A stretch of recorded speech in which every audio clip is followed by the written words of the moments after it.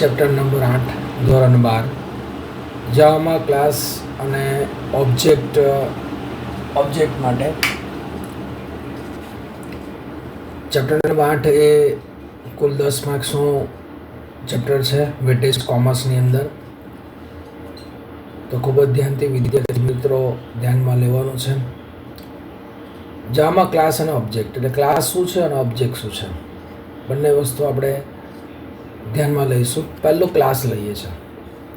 Class એ data અને પ્રોગ્રામનો code ધરાવે છે. ક્લાસ શું છે? ડેટા અને પ્રોગ્રામનો કોડ ધરાવે છે. ક્લાસની અંદર જોઈએ તો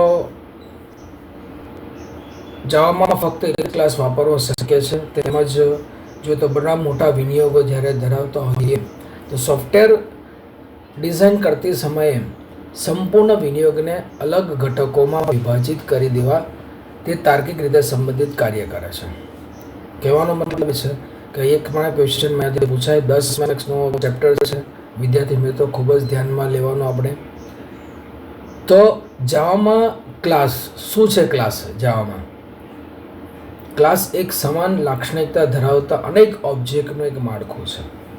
જાવા એ જે ક્લાસ છે, જાવા પ્રોગ્રામિંગની અંદર ક્લાસ છે એ શું છે?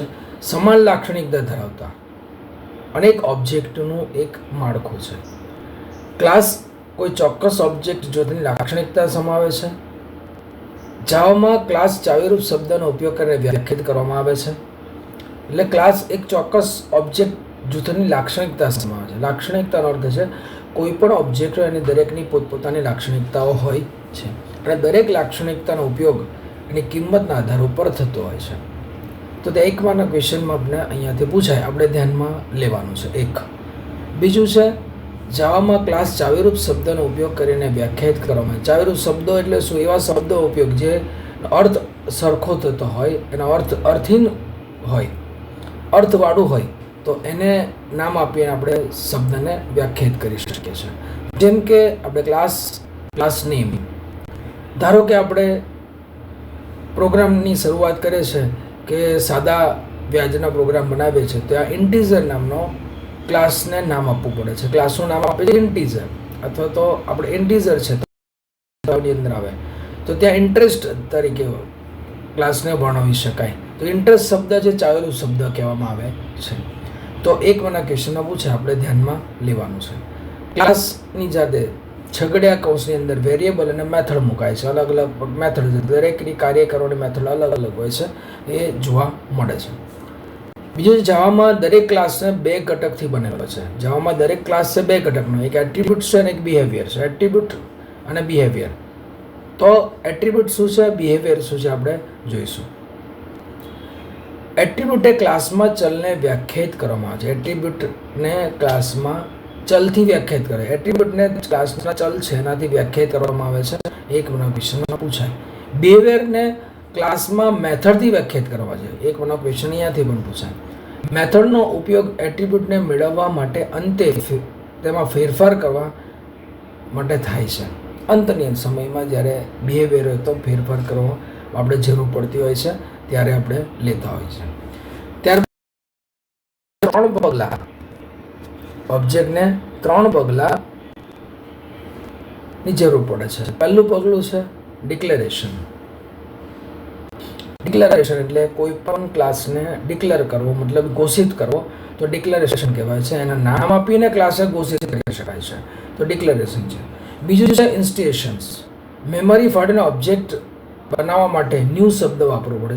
નવા શબ્દ, ન્યૂ શબ્દથી આપણે શું કરીએ? ઇન્સ્ટિટ્યુશન એટલે દર્શાવી છે કે જે ક્લાસને ડિક્લેરેશન ઓબ્જેક્ટને આપણે 3 પગલામાં પહેલું પગલું છે ડિક્લેરેશન, ક્લેરિફિકેશન મતલબ ઇન્સ્ટિટ્યુશન્સ. ત્યાર પછી છે ત્રીજું પગલું છે ઇનિશિયલાઇઝેશન્સ.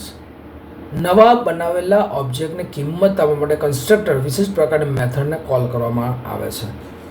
એ છે ઇન્સ્ટિટ્યુશન્સ, તરત જ ઇનિશિયલાઇઝેશન્સ કામ કરવાની શરૂઆત કરી દે. તો ઇનિશિયલાઇઝેશન તરીકે નવા બનેલા ઓબ્જેક્ટને કિંમત આપવા માટે આપણે કન્સ્ટ્રક્ટર તરીકે વિશિષ્ટ એક મેથડ છે, એ મેથડ તરીકે આપણે કાર્ય કરી શકીએ છીએ. જાવામાં ક્લાસ એક ઇન્ટીઝર અને બુલિયન જેવા પ્રકાર જેવો જ છે. જાવાની અંદર જે કાર્ય થાય છે જાવામાં ક્લાસ એ શું છે, ઇન્ટીઝર વેલ્યુ અથવા બુલિયન વેલ્યુ, ટ્રુ અથવા ફોલ્સ, યસ અથવા નોની અંદર આપણને જોવા મળે છે. ક્લાસના નામનો ઉપયોગ ઘોષિત વિધાન ચલના પ્રકારનો ઉલ્લેખ કરવા માટે પ્રાચલનો પ્રકાર અને વિધેયની કિંમતનો પ્રકાર જણાવવા થાય છે. ક્લાસના નામનો ઉપયોગ ઘોષિત વિધાન કોઈ પણ વિધાન વાપરેલું હોય. વિધાનનો અર્થ એ છે કોઈ પણ કાર્ય કરવા માટે વપરાતા જે અલગ અલગ શબ્દો છે એને વિધાન તરીકે લેવાય છે. તો ચલના આ પ્રકારનો ઉલ્લેખ કરવા માટે પ્રાચલો એટલે એ વિધાનને આપણે જે કંઈ કિંમતો આપીએ છીએ તો જે કંઈ એને અસરો આપીએ છીએ એને શું કહેવાય છે, પ્રાચલ તરીકે લેવાય છે. તો વિધેયનો કિંમતનો પ્રકાર જણાવવા માટે થાય છે. ચલને ઘોષિત કરવાથી ઓબ્જેક્ટ બનતો નથી અને જાવામાં કોઈ પણ ચલ ક્યારે ઓબ્જેક્ટનો સંગ્રહ કરતો નથી. એક મને ક્વેશ્ચનમાં થયું છે, ચલને ઘોષિત કરે એટલે ઓબ્જેક્ટ તૈયાર થતો નથી, પણ જાવામાં કોઈ પણ ચલને ક્યારે ઓબ્જેક્ટનો સંગ્રહ કરતો નથી. ઘોષિત કરેલ ચલ ફક્ત ઓબ્જેક્ટના નિર્દેશનો સંગ્રહ કરે છે, માટે તેને નિર્દેશિત ચલ પણ કહેવામાં આવે છે. કીવર્ડ અને કીવર્ડ શું કરે, નિર્દેશ કરે છે. નિર્દેશ એટલે બતાવે છે કે આ તમારો ચલ છે, આના દ્વારા કોઈ કાર્ય કરવાનું છે, તરત પછી ઓબ્જેક્ટ બનાવવાનું કાર્ય થાય છે. ઓબ્જેક્ટ જ્યારે બનાવવાનું કાર્ય થાય છે ત્યારે ન્યૂ ચાવીરૂપ શબ્દનો ઉપયોગ કરવામાં આવે છે. કયા શબ્દનો ઉપયોગ કરવામાં આવે છે? ન્યૂ ચાવીરૂપ શબ્દનો ઉપયોગ કરીએ છીએ. ન્યૂ ઓબ્જેક્ટ માટેની મેમરી ફાળવે છે. તે ઓબ્જેક્ટનો સ્થાનાંક પરત કરે છે. સ્થાનાંક એટલે ઓબ્જેક્ટ કયા સ્થાન પર તમારું કાર્ય કરે છે, સ્થાનાંકને નક્કી કરે છે. જ્યારે ઓબ્જેક્ટનો સંગ્રહ કરેલ છે હકીકતમાં મેમરીનો ખાસ ભાગ છે જેને હીપ કહેવામાં આવે છે. હીપ કહેવામાં આવે છે જ્યાં ઓબ્જેક્ટને રાખવામાં મેથડના કાર્ય કરવા માટે અમલમાં મૂકવામાં આવે છે. ઉદાહરણ આપ્યું છે R1 અને R2, બરાબર. R1 એક ઓબ્જેક્ટ ક્લાસ છે, R2 એક ઓબ્જેક્ટ ક્લાસ છે. એની અલગ અલગ પ્રકારની લેન્થ, વિથ, હાઇટ અને number of windows, number of program જેવી રીતે બનાવે છે પ્રમાણે આ કરવું પડે છે. રૂમ ક્લાસના બે ઇન્સ્ટન્ટ છે વેરિયેબલ છે, તો બંને ઇન્સ્ટન્ટ વેરિયેબલનો જેવો પ્રોગ્રામ છે એ પ્રમાણે ઇન્સ્ટન્ટ વેરિયેબલ. અમે R1 આપ્યું છે અને R2 આપ્યું છે તો એ જરૂર નથી કે R1 R2 તમારે આપવું. ત્યાં કોઈ પણ ઓબ્જેક્ટનો ઉપયોગ કરી શકાય છે, માટે એ ધ્યાનમાં લેવાનું છે. એક ઉદાહરણ તરીકે છે, જાવા પ્રોગ્રામિંગમાં જ્યારે ઓબ્જેક્ટની જરૂર રહેતી નથી ત્યારે તે મેમરીને ફરીથી ઉપયોગમાં લેવા માટે તેને રિલીઝ કરવામાં આવે છે. જાવામાં ક્રિયા માટે ગાર્બેજ કલેક્ટર હોય છે. વપરાયેલા ઓબ્જેક્ટને તે શોધે છે અને તેના પાછા તે રિલીઝ કરે છે. ગાર્બેજ કલેક્ટરનો અર્થ છે જાવા પ્રોગ્રામની અંદર જ્યારે તમે કોઈ પણ પ્રોગ્રામ બનાવતા હોઈએ અથવા તો પ્રોગ્રામ બનાવ્યા બાદ વધારાનો આ કોઈ ડેટા છે, વધારાના શબ્દો છે, વધારાની ફાઇલો છે, એને શોધી કાઢે છે અને શોધ્યા બાદ એને કાઢી નાખે છે, મતલબ રિલીઝ કરી દે છે. રિલીઝ એટલે કાઢી નાખે છે, મતલબ તેને ગાર્બેજ કલેક્ટર તરીકે ઓળખાય છે. તે એક મને ક્વેશ્ચન અહીંયાથી પૂછે. દરેક વિદ્યાર્થી મિત્રોને મારી ચેનલ જોવાની છે, લાઈક કરવાની છે, સબસ્ક્રાઈબ કરતા રહેજો, જેને ખૂબ જ જરૂર છે. અને આપણને કોઈ પણ મુશ્કેલી હોય તો તમે ચેટ દ્વારા તમે કોઈ પણ માહિતી મને પૂછી શકો છો ગમે ત્યારે. તો તમારી ચેટ જોઈ અને હું તમને તાત્કાલિક તમને કોન્ટેક્ટ કરી અને તમને એનું સોલ્યુશન આપતો રહીશ. 10 માર્કના ક્વેશ્ચનમાં પૂછાય છે, 10 માર્ક્સ આ ચેપ્ટરમાંથી આવે છે, તો આપણે બધાએ 10 માર્ક પૂરા લેવા છે. એક પણ માર્ક્સ આપણો જવો ના જોઈએ. 7, 8 અને 9 3 ચેપ્ટર 10-10 માર્ક્સ હશે. તો આ વિડીયો જેટલો બને એટલો તમે જોજો, તમારા મિત્રો સુધી પહોંચાડજો. મારા શિક્ષક મિત્રોને પણ ધ્યાનમાં લો છું કે તમે જે સબ્જેક્ટમાં આવતું કમ્પ્યુટર સબ્જેક્ટની બાબતે જે કે અમારો વિડીયો મૂકું છું એ વિડીયોને તમારા વિદ્યાર્થીઓ સુધી પહોંચાડશો, તમને ઘણો મદદ બનશે. અને એક મને ક્વેશ્ચનમાં પ્રશ્ન પૂછાય છે, માટે હાલમાં દરેક વિદ્યાર્થીઓ આ જોવું જરૂરી છે. ઓબ્જેક્ટ આધારિત પ્રોગ્રામિંગ ભાષા OOP ઓબ્જેક્ટ ઓરિએન્ટેડ પ્રોગ્રામિંગ ભાષામાં ઓબ્જેક્ટ બનાવવાની ક્રિયાને ઓબ્જેક્ટ ઇન્સ્ટિટ્યુશન કહેવામાં આવે છે. કોઈ ક્લાસનો જે તેને ક્લાસનો ઇન્સ્ટન્ટ કહેવામાં આવે છે. જો ક્લાસ છે એટલે જો ઓબ્જેક્ટ બનાવેલો ન્યૂ શબ્દ વાપરીને ઓબ્જેક્ટ બનાવે તેને ઇન્સ્ટન્સ કહેવામાં આવે છે. ક્લાસ એ ઓબ્જેક્ટનો અમૂર્ત સ્વરૂપ છે. અમૃત સ્વરૂપ આપણે આગળમાં 6ઠા ચેપ્ટરમાં જોયું હતું. ડેટ, તારીખ, સમય આ બધા છે જેને આપણે અનુભવ કરી શકતા નથી, તો એ બધા અમૃત સ્વરૂપ કહેવાય છે. તે જ્યારે ઇન્સ્ટન્ટ કરવાનું હોય ત્યારે આપણને ક્લાસને અમૃત સ્વરૂપ તરીકે લેતા હોઈએ છીએ. બીજું OOP ઓપ્સ ભાષામાં ક્યારેક ઇન્સ્ટન્ટ અને ઓબ્જેક્ટને એકબીજાની અદલા બદલીમાં વાપરવામાં આવે છે. એક ઓબ્જેક્ટ બીજા ઓબ્જેક્ટ માટે કાર્ય કરે, બીજો ઓબ્જેક્ટ ત્રીજા ઓબ્જેક્ટ માટે કાર્ય કરે, બદલાબદલી કરી અને કાર્ય કરી શકાતું હોય છે. જ્યારે સોફ્ટવેર બનાવતી હોય ત્યારે આપણને આ ખૂબ જરૂરી હોય છે કે મને ક્વેશ્ચનો પૂછે આપણે ધ્યાનમાં લેવાનું છે. ક્લાસનો દરેક ઇન્સ્ટન્ટ ક્લાસમાં ઘોષિત કરેલા એટ્રીબ્યુટ માટે અલગ અલગ કિંમત ધરાવી શકે છે. ક્લાસમાં જે કંઈ ઇન્સ્ટન્ટ ક્લાસ ઘોષિત કરેલો છે તેની કિંમતો દરેક જગ્યાએ અલગ અલગ હોય છે, એક સરખી હોતી નથી. એક મને ક્વેશ્ચનમાં પૂછાય આપણે ધ્યાનમાં લેવાનું. આ પ્રકારના ચલને ઇન્સ્ટન્ટ વેરિયેબલ પણ કહેવામાં આવે છે. આ જે ચલ વાપરીએ છીએ એને ઇન્સ્ટન્ટ વેરિયેબલ પણ કહેવામાં આવે છે. ઓબ્જેક્ટના બિહેવિયરને વ્યાખ્યાયિત કરવા માટે મેથડ બનાવીએ છીએ. આ મેથડ ઇન્સ્ટન્ટ વેરિયેબલની કિંમત મેળવવા માટે અથવા બદલ ઓબ્જેક્ટનો ઉપયોગ કરીને તેને ઇન્વોક કરી શકાય છે માટે ઇન્સ્ટન્ટ મેથડ તરીકે ઓળખાય છે. એક ક્વેશ્ચન પાછું પૂછાય છે. દરેક જગ્યાએ ધ્યાનમાં લો, એક લીટીમાં એક ક્વેશ્ચન પૂછાય છે માટે વિડીયોને બહુ ધ્યાનથી 2-3 વખત જોજો, લાઈક કરજો, સબસ્ક્રાઈબ કરજો, તમારા મિત્રો સુધી પહોંચાડજો. મારા શિક્ષક મિત્રોને પણ ધ્યાનમાં લઈને વાત કરું છું. ખૂબ જ વિદ્યાર્થીઓ કમ્પ્યુટર સબ્જેક્ટની અંદર જોવા જઈએ તો કમ્પ્યુટર સબ્જેક્ટમાં એટલું લાઇટલી લે છે જેના માટે ફેલ પણ થાય છે અને માર્ક્સ ઓછા પણ આવે છે. તો મારા ટીચર મિત્રોને અને વિદ્યાર્થીઓને વિનંતી છે કે આ વિડીયો જ્યાં સુધી તમે તમારા મિત્રો સુધી પહોંચાડજો, પહેલાંમાં વહેલી તકે પહોંચાડી શકો એવી મારી નમ્ર વિનંતી છે. ન્યૂ કીવર્ડથી ઓબ્જેક્ટ બનાવી શકાય છે. ન્યૂ નામના શબ્દથી ઓબ્જેક્ટ બનાવી શકાય છે. ન્યૂની બોડી ક્લાસના ઇન્સ્ટન્ટને રજૂ કરતો ઓબ્જેક્ટનો નિર્દેશ પરત કરે છે. ન્યૂ કીવર્ડ એક કીવર્ડ છે. એ કીવર્ડ શું કરે છે? ઇન્સ્ટન્ટ રજૂ કરતો ઓબ્જેક્ટનો નિર્દેશ પરત કરે છે. ક્લાસના બધા ઇન્સ્ટન્ટની હીપ તરીકે ઓળખાતા ડેટા સ્ટ્રક્ચરમાં મેમરી ફાળવણી થાય છે. ડેટા સ્ટ્રક્ચરમાં મેમરીની ફાળવણી એટલે શું? તો કે મેમરી જ્યારે તમે સેવ કરતા હોય છે તો એને મેમરી તરીકે ઓળખવામાં આવે છે. તો આ ત્યાં ફાળવી શકે છે ન્યૂ શબ્દ દ્વારા, કીવર્ડ દ્વારા. ઇન્સ્ટન્ટ વેરિયેબલ એક્સેસ કરવા માટે ઇન્સ્ટન્ટ મેથડ કોલ કરવી. ઇન્સ્ટન્ટ વેરિયેબલને એક્સેસ કરવા એટલે મેળવવા માટે, એક્સેસ કરવા માટે ઇન્સ્ટન્ટ મેથડને કોલ કરે છે. Instant variable instant method object દ્વારા મેળવવામાં આવે છે.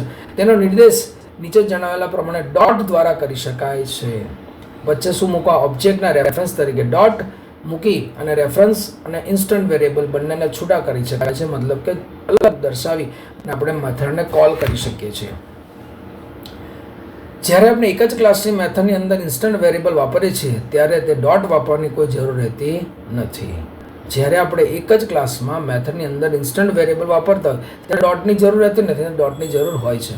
જ્યારે આપણે ક્લાસનો ઉપયોગ કરી ફક્ત ઓબ્જેક્ટ બનતો નથી ત્યારે તે પ્રારંભિક કિંમત નલ હોય છે એટલે ખાલી હોય છે, કિંમત હોતી નથી.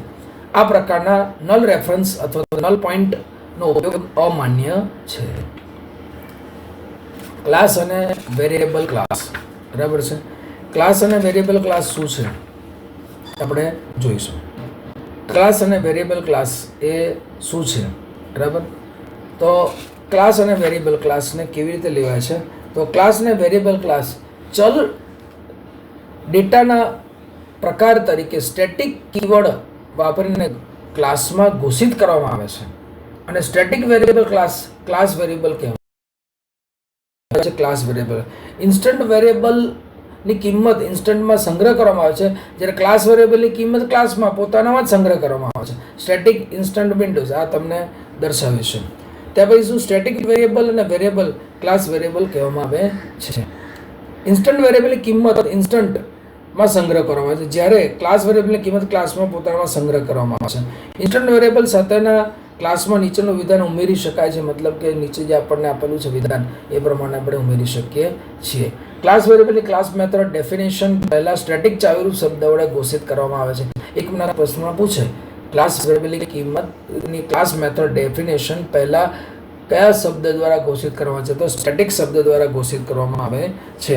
તો આ આપણે ધ્યાનમાં લેવાનું, એક પણ ક્વેશ્ચનમાં પૂછાય છે, આપણે ધ્યાનમાં લેવાનું છે. ક્લાસમાં ઘોષિત કરવામાં કરેલા ચલનું વર્ગીકરણ. પહેલું સ્ટેટિક વેરિયેબલનો ઉપયોગ કરીને વોઇડ મેસેજ આપીને ડિસ્પ્લે ટોટલ વિન્ડોઝ અથવા ત્યાં તમે જે કંઈ પ્રોગ્રામ અને એ પ્રમાણે તમારું ચલ બદલાતા રહેશે એ ધ્યાનમાં લેવાનું. પણ system dot out dot print L N શબ્દ છે એ શાના માટે એ મેથડ છે, એ મેથડ આપણને શાના માટે વપરાય છે તો કે જ્યારે પ્રોગ્રામ આપણે ઉપયોગ કરતા હોઈએ છીએ ત્યારે આ વિધાનને ઘોષિત કરવામાં આવે છે. ત્યાં લખેલા વિધાનને કેસ સેન્સિટિવ હોવાથી ત્યાં દરેક શબ્દ કે વાક્ય જે રીતે લખ્યું એ પ્રમાણે જ આપણે ઘોષિત કરવું પડે છે. ક્લાસમાં ઘોષિત કરેલા ચલ, ક્લાસમાં ઘોષિત કરેલા જે ચલ છે, ઘોષિત કરેલા ચલ વેરિયેબલનું વર્ગીકરણ કેવી રીતે છે તો 3 પ્રકારે વર્ગીકરણ છે. પહેલો પ્રકાર છે લોકલ વેરિયેબલ, બીજો પ્રકાર છે ઇન્સ્ટન્ટ વેરિયેબલ અને ત્રીજો પ્રકાર છે ક્લાસ વેરિયેબલ. લોકલ વેરિયેબલ એ છે જે વેરિયેબલને મેથડ કે બ્લોકની અંદર વ્યાખ્યાયિત કરી શકાય છે, તેને લોકલ વેરિયેબલ કહે છે. એટલે લોકલ વેરિયેબલ પોતા મર્યાદા, સમય મર્યાદાની અંદર જ્યાં તમે કોઈ પણ વેરિયેબલનો ઉપયોગ કરો, લોકલ વેરિયેબલનો ઉપયોગ કરીશું મતલબ જ્યાં સુધી શરત છે એ શરતની અંદર જ કાર્ય કરે છે, એની બહાર કાર્ય કરે મતલબ એક બ્લોકમાં કામ કરે છે અને બ્લોકની શરૂઆત થાય છે ત્યાં તેનું નિર્માણ થાય છે અને ત્યાં બ્લોક કે મેથડનો અંત આવવા માટે તેનો નાશ પણ થાય છે. મતલબ શું, મેથડ કે બ્લોકની અંદર જ વ્યાખ્યા થાય, પૂરા પ્રોગ્રામમાં એની અસર આવતી નથી, અસર દર્શાવતું નથી, તો એવા વેરિયેબલને આપણે લોકલ વેરિયેબલ કહીશું. બીજું છે ઇન્સ્ટન્ટ વેરિયેબલ. ઇન્સ્ટન્ટ વેરિયેબલ એ ક્લાસમાં પણ મેથડની બહાર વ્યાખ્યાયિત કરેલ ચલ છે, ક્લાસના મેથડની બહાર વ્યાખ્યાયિત કરેલ ચલ છે. ઇન્સ્ટન્ટ વેરિયેબલને પૂર્વ નિર્ધારિત કિંમતો આરંભમાં આપવામાં આવે છે. ઇન્સ્ટન્ટ વેરિયેબલ પૂર્વ નિર્ધારિત કિંમતો પહેલેથી જ આપી દેવામાં આવે છે. પ્રોગ્રામ પ્રેક્ટિકલી પ્રોગ્રામ જોશો ત્યારે આપણે આનો ખ્યાલ આવશે.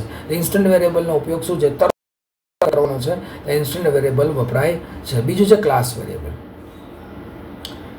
ક્લાસ વેરિયેબલને ક્લાસની અંદર મેથડની બહાર અને ચાવીરૂપ શબ્દ સાથે વ્યાખ્યાયિત કરવામાં આવે છે. ક્લાસ વેરિયેબલ જે છે, ક્લાસ વેરિયેબલને પૂર્વ નિર્ધારિત આરંભમાં આપવામાં આવે છે. પૂર્વ નિર્ધારિત કિંમત કેમ આરંભમાં આપવામાં આવે છે, પહેલામાં આરંભમાં પૂર્વ નિર્ધારિત કિંમતો આરંભમાં આપવામાં આવે છે, બંનેની કિંમતો આરંભમાં આપવામાં આવે છે. તો ક્લાસ વેરિયેબલ એટલે 3 વેરિયેબલ છે. પહેલું લોકલ વેરિયેબલ, બીજું છે ઇન્સ્ટન્ટ વેરિયેબલ અને બીજું છે ક્લાસ વેરિયેબલ.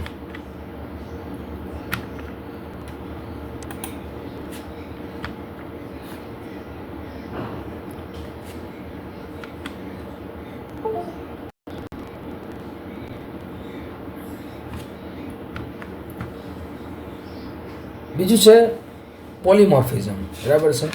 આની અંદર જોઈએ તો પોલીમોર્ફિઝમ, પોલીમોર્ફિઝમનો અર્થ આપણે છઠ્ઠા ચેપ્ટરમાં તો ભણ્યા જ, જેને અનેક સ્વરૂપો જ કહેવાય છે, બહુરૂપતા જેને કહેવામાં આવે છે. પોલીમોર્ફિઝમ જે થાય છે એક જ નામ સાથે જુદી જુદી મેથડ, જાવામાં અલગ અલગ નામ ધરાવતી સિગ્નેચર સાથે વિવિધ મેથડ હોય છે, તેને મેથડ ઓવરલોડિંગ કહેવામાં આવે છે. પોલીમોર્ફિઝમનો અર્થ શું છે, અનેક સ્વરૂપો, અનેક રીતે કોઈ પણ વસ્તુને દર્શાવવાની હોય ત્યારે આપણે પોલીમોર્ફિઝમ કમ્પ્યુટરની ભાષામાં જેને પોલીમોર્ફિઝમ કહેવામાં આવે છે, યાદ રાખવાનું છે આપણે.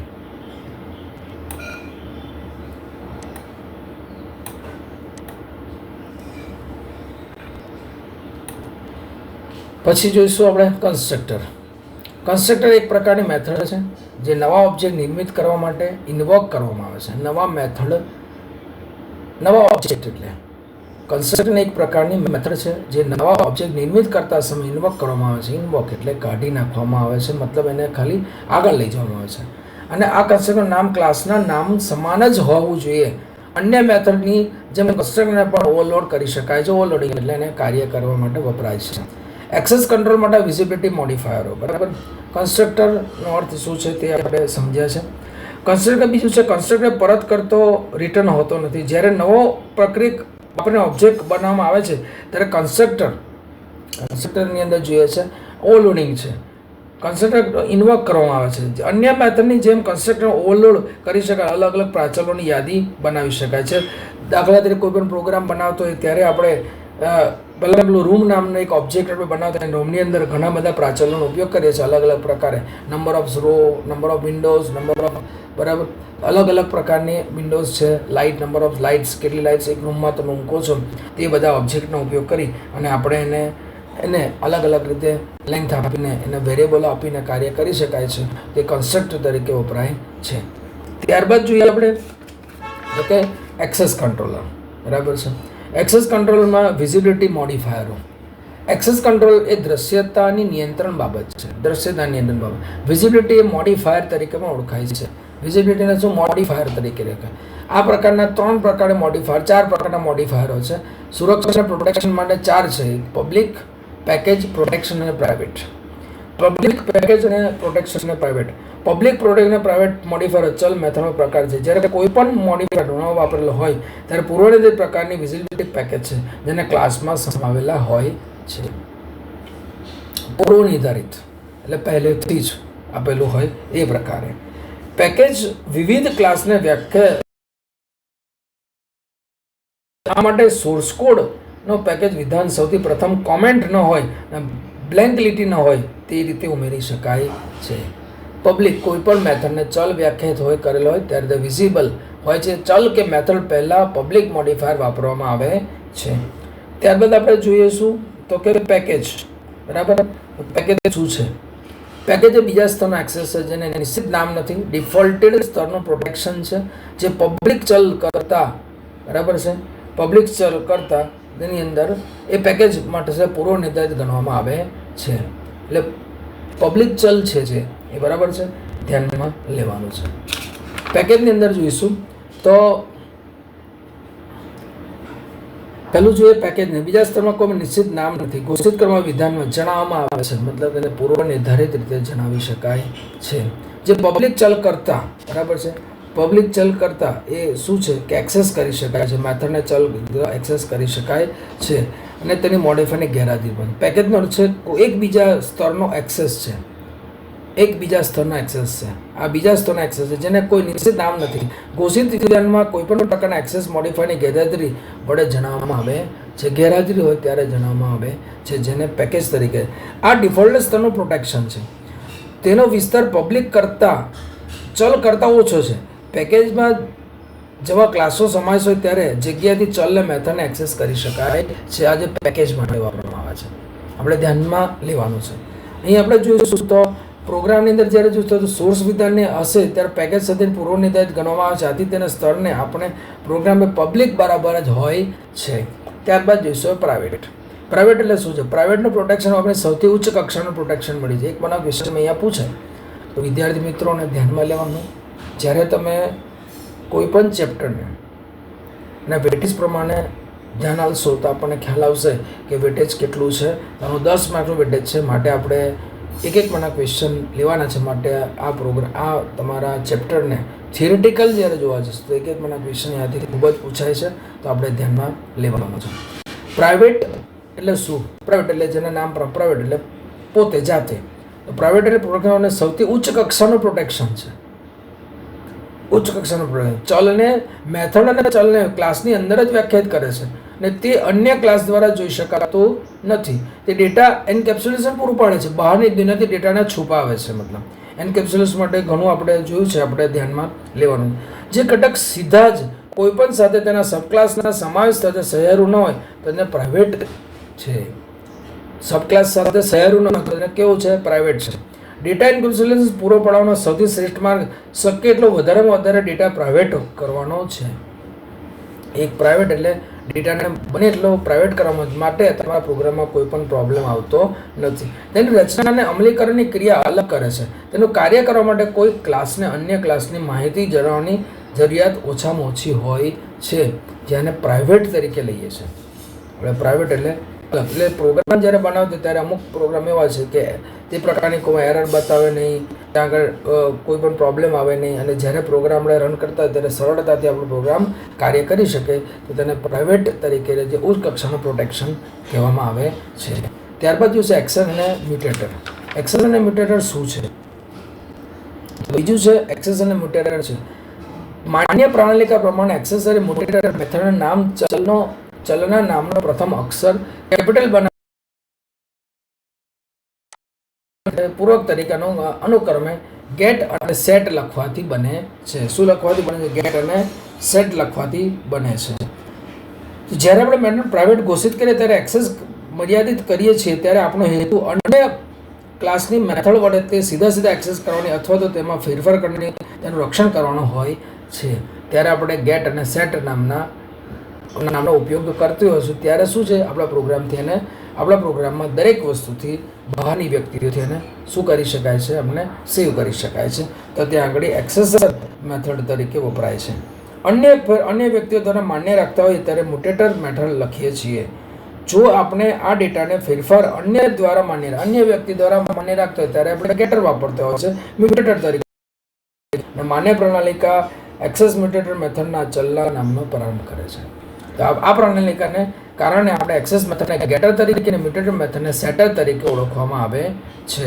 આપણે યાદ રાખવાનું છે, સેટર અને ગેટર તરીકે પણ મ્યુટેટર મેથડ ગેટર તરીકે પણ સ્થાન લઈ લીધું છે.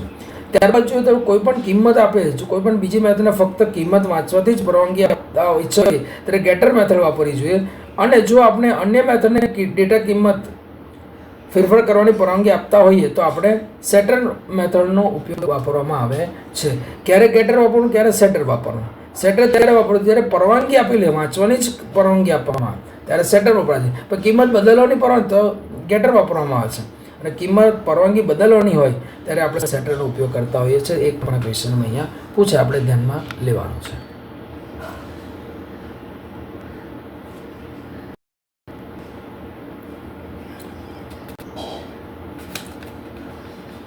મેથડને પ્રાચલ તરીકે ઓબ્જેક્ટ પસાર કરો. ચલમાં પ્રાથમિક ડેટા કિંમત અથવા પ્રાથમિક પ્રકાર ઉપલબ્ધ સમાવિષ્ટ ઇનબિલ્ટ એટલે અંદર જ પહેલેથી હોય ડેટા પ્રકારની જેમાં ઓબ્જેક્ટ પણ મેથડના પ્રાચલ તરીકે પસાર કરે. ઇનબિલ્ટ એટલે શું? કોઈ પણ ઇનબિલ્ટનો અર્થ શું થાય સમજીએ આપણે. ઇનબિલ્ટ એટલે કોઈ પણ પેનડ્રાઈવનો ઉપયોગ કરતા, સીડી રોમનો ઉપયોગ કરતા અને આપણે પેનડ્રાઈવનો ઉપયોગ કરીએ એટલે આપણા કમ્પ્યુટરમાં ઓટોમેટિકલી પેનડ્રાઈવ ત્યાં એક્સેસ થઈ જાય છે અને આપણે પેનડ્રાઈવ આપણે ઓપન કરીને એના કાર્ય સરળતાથી કરી શકીએ છીએ. આ બધા જે કાર્યો છે, જે પ્રોગ્રામોનો ઉપયોગ છે, આ બધા પ્રોગ્રામો બનેલા છે તો જ તમારી પેનડ્રાઈવ ઓટોમેટિકલી રન થાય છે. મતલબ પેનડ્રાઈવના ડેટાને આપણે કાર્ય કરી શકીએ છીએ. તો આ બધાને ઇનબિલ્ટ પ્રકાર કહેવામાં આવે છે. પેનડ્રાઈવ છે, સીડી રોમમાં સીડી એન્ટર કરો, ડીવીડી એન્ટર કરો ત્યારે આ બધા જનો ઉપયોગ આ હાર્ડવેર સાથે પણ આ તરીકે વપરાય છે. આપણે ધ્યાનમાં લેવાનું. એક પણ આ ક્વેશ્ચન પૂછે ઇનબિલ્ટનો અર્થ શું છે, એટલા માટે આ તમને જણાવ્યું. પછી છે ઇનહેરિટન્સ. ઇનહેરિટન્સ આપણે હયાત ક્લાસને વિસ્તૃત રીતે કરીને વધારાના સમર્થન સાથેના નવા ક્લાસ બનાવવાની સગવડતા આપે છે. જે બે ક્લાસ વડે ઇઝે પ્રકારનો સંબંધ ધરાવતો મોડલ છે. ઇઝે પ્રકારનો સંબંધ ધરાવતો મોડલ એક મને ક્વેશ્ચનમાં પૂછે, આપણે ધ્યાનમાં. બીજું છે આપણે જોઈએ છે આગળ આપણે છઠ્ઠા ચેપ્ટરમાં ક્લાસ, સુપર ક્લાસ અને બેઝ ક્લાસ પણ કહેવામાં આવે છે. એક જ પ્રકારના ચાઇલ્ડ ક્લાસ, સબ ક્લાસ અથવા એક્સટેન્ડેડ ક્લાસ પણ કહેવામાં આવે. એક્સટેન્ડેડ ક્લાસ એટલે પેરેન્ટ્સ ક્લાસ છે એનો નવો ક્લાસ, એની સાથે નવો ક્લાસ, તો બધા એક્સટેન્ડેડ ક્લાસ તરીકે લેવાય છે. ફાધર છે તેમના પિતા, તો ફાધર જે છે એ ફાધર છે એ સુપર ક્લાસ તરીકે લેવાય છે, એ બેઝ ક્લાસ તરીકે લેવાય છે. પણ પછી બીજો ચાઇલ્ડ ક્લાસ એના દ્વારા ઉત્પન્ન થયેલી વસ્તુ તેને ચાઇલ્ડ ક્લાસ તરીકે લેવાય છે અને એને પાછું એક્સટેન્ડેડ ક્લાસ પણ કહેવામાં આવે છે. જ્યારે બે ક્લાસ સુધી ઇઝે પ્રકારનો સંબંધ હોય છે ત્યારે આપણે ઇનહેરિટન્સ ઉપયોગ કરીએ છીએ. સામાન્ય ગુણધર્મો સુપર ક્લાસમાં રાખવામાં આવે છે અને સબ ક્લાસ સુપર ક્લાસમાંથી બધા ઇન્સ્ટન્ટ વેરિયેબલ મેથડ વારસામાં મેળવેલા હોય છે. વારસામાં બધું મેળવેલું હોય છે. મતલબ સુપર ક્લાસમાંથી જ ચાઇલ્ડ ક્લાસને મળેલું હોય છે, વારસામાં મળેલું હોય છે. હવે જોઈએ સુપર ક્લાસના પ્રાઇવેટ મેમ્બર. તો હવે સુપર ક્લાસના ઇન્સ્ટન્ટ વેરિયેબલની વિઝિબિલિટી બદલીને પ્રાઇવેટ કરીશું તો વેરિયેબલ ક્લાસની બહાર સીધા ઉપલબ્ધ રહેશે નહીં. મતલબ વેરિયેબલ ક્લાસમાં સીધા ઉપલબ્ધ રહેતા નથી. અને ત્યારબાદ આ એટ્રીબ્યુટ સબ ક્લાસમાંના પણ છે, છતાં પ્રાઇવેટ ઇન્સ્ટન્ટ વેરિયેબલ અથવા તો મેથડ તેના સબક્લાસમાં વિઝિબલ નથી. સુપર ક્લાસમાં પ્રોટેક્ટર મેમ્બર પ્રાઇવેટ મેમ્બર તરીકે હોય છે. પ્રાઇવેટ મેમ્બર તરીકે હોય છે, આપણે વિઝિબલ હોતા નથી. અને ત્યાં આગળ આપણે છતાં ઇન્સ્ટન્ટ વેરિયેબલ અથવા મેથડ તેના સબક્લાસમાં વિઝિબલ નથી. જો આપણે કોડિંગની અંદર જોઈએ તો ઇન્સ્ટન્ટ વેરિયેબલ ઘોષિત કરવા વિધાનને પ્રાઇવેટ બનાવીએ તો આપણને જોવા મળે છે. પ્રાઇવેટ બનાવીએ ત્યારે આપણું કાર્ય કરી શકાય છે. ત્યારબાદ જો સુપર ક્લાસમાં પ્રોટેક્ટર મેમ્બર, બરાબર, પ્રોટેક્ટ મેમ્બર સુપર ક્લાસમાં પ્રાઇવેટ મેમ્બર, સુપર ક્લાસમાં પ્રોટેક્ટ મેમ્બર જોઈએ. તો પ્રોટેક્ટ મેમ્બર વિઝિબિલિટીમાંનો વિષય શીખ્યા બધી ઇનહેરિટન્સ સબ ક્લાસમાં પ્રોટેક્ટરને મેમ્બર તરીકે લે તો મેમ્બર તરીકે ઓળખાય છે, જ્યારે એ પ્રાઇવેટ તરીકે તરત બદલાઈ જાય છે. તો એ પ્રોટેક્ટ કરે છે, મતલબ કે આપણા મેઇન પ્રોગ્રામને પ્રોટેક્ટ કરીને આગળ કાર્ય કરવા દે છે. તો આ પ્રાઇવેટને પ્રોટેક્ટર તરીકે છે.